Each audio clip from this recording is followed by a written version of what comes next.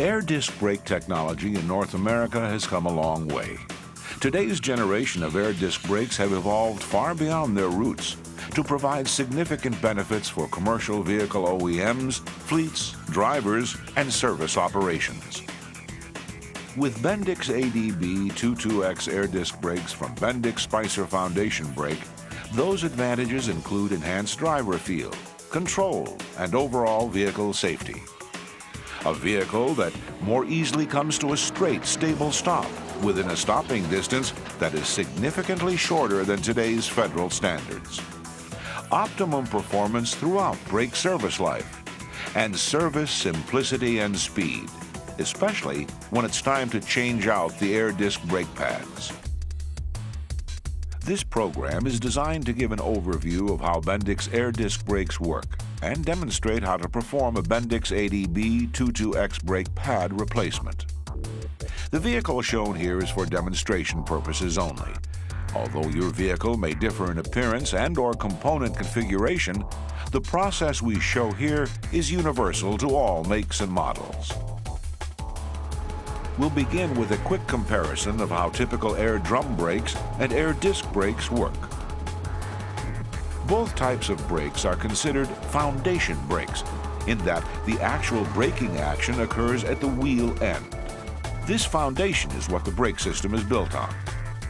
In an air drum brake, the friction material on the brake shoes is forced against the internal braking surface of the brake drum. The friction generates a brake torque and slows the vehicle. The brake application and release is accomplished through a variety of exposed pins, rollers, bushings, and springs. To maintain the air drum brake's integrity, all of these components should be serviced at every brake reline. In an air disc brake, the friction material on the two brake pad assemblies makes contact with a rotor positioned between the two brake pad backplates. The braking action comes from the sealed tappets and sealed sliding action of the caliper, which clamps the rotor between the pad assemblies. As you can see, the air disc brake has fewer exposed wear components than the air drum brake. The fewer components there are, the less there is to service at each reline.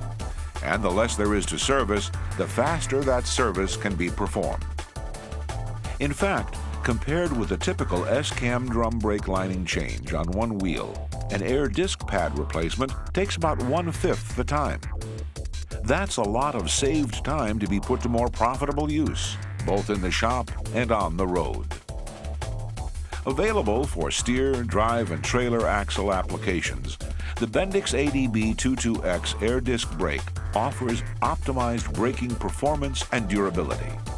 Friction pairing between the pad and rotor, a design that maximizes service life, is just one of its proven design features. The ADB 22X pad friction material has been developed to correspond with the rotor's specific metallurgy as a matched friction couple. It's important to use only OEM-approved replacement pads and rotors. Non-approved pads can cause excessive pad and rotor wear, even increase the risk of a cracked rotor. And vehicle safety is no place for cutting corners. It's also strongly recommended that brake pads always be replaced as an axle set to minimize uneven wear and maintain performance balance. Like any service procedure, brake pad replacement calls for following all recommended vehicle manufacturer and shop safety procedures. Because the wheels must be removed for access to the brake pads, the vehicle must first be positioned on a level surface, with the wheels properly chocked and any spring brakes that are present properly caged. As with any of a vehicle's wear components, the fleet manager, with knowledge of the vehicle's vocation, application, duty cycles, and their own fleet maintenance schedules, will develop a service schedule for air disc brake pad replacement. Bendix ADB 22X air disc brake pad replacement is required when the friction material reaches 79 thousandths of an inch, or approximately the thickness of a nickel, or when the total backing plate and friction material thickness is 433 thousandths of an inch. The technician can get an indication of pad and rotor condition by comparing the relative position of the notch cast into the caliper with its mating indicator at the carrier. When the notches align, it is time to schedule a full brake inspection. Another good indicator that the pads have worn significantly is when the tappet boots are clearly visible. Whether you are changing the brake pads on the steer, drive, or trailer axle, once the wheel is off, the pad replacement procedure is the same.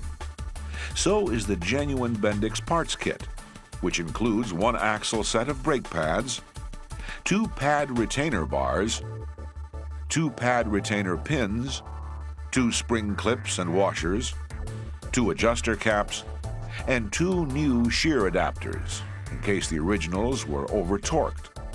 This can happen particularly if the wrong size or type of wrench is used to make adjustments. The first step is to remove the old spring clip and the washer. Then press down on the pad retainer bar and remove the pad retainer pin. You can discard all of these parts since new ones are in the replacement kit. Next, de-adjust the brake.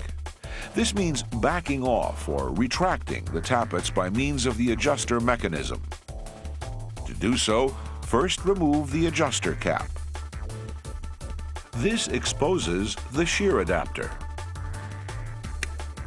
Using a box end or socket wrench, rotate the shear adapter counterclockwise to fully wind back the tappet and boot assemblies. The clicking or ratcheting sound indicates that you're going in the right direction. The amount of torque you'll apply here is similar to that used on an automatic slack adjuster in drum brakes, so it's important to use the right tool to avoid damaging or breaking the shear adapter. Never use an open-ended wrench. Use a 10mm box end wrench or a socket and ratchet to avoid shear adapter damage and over-torque.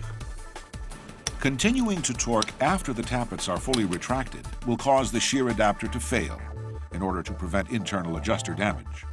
If the shear adapter fails, remove the sheared parts and simply replace it with a new one from the kit, and normal brake function will be preserved. However, if the shear adapters continue to fail after the adjusting procedure is corrected, it indicates the internal adjuster is not functioning properly. In that case, the caliper must be replaced. Once the tappets are retracted, remove the old pads and dispose of them according to your shop's procedures. Be aware that the fit for the new brake pads is purposefully snug. However, they are designed to slide into place using only hand pressure.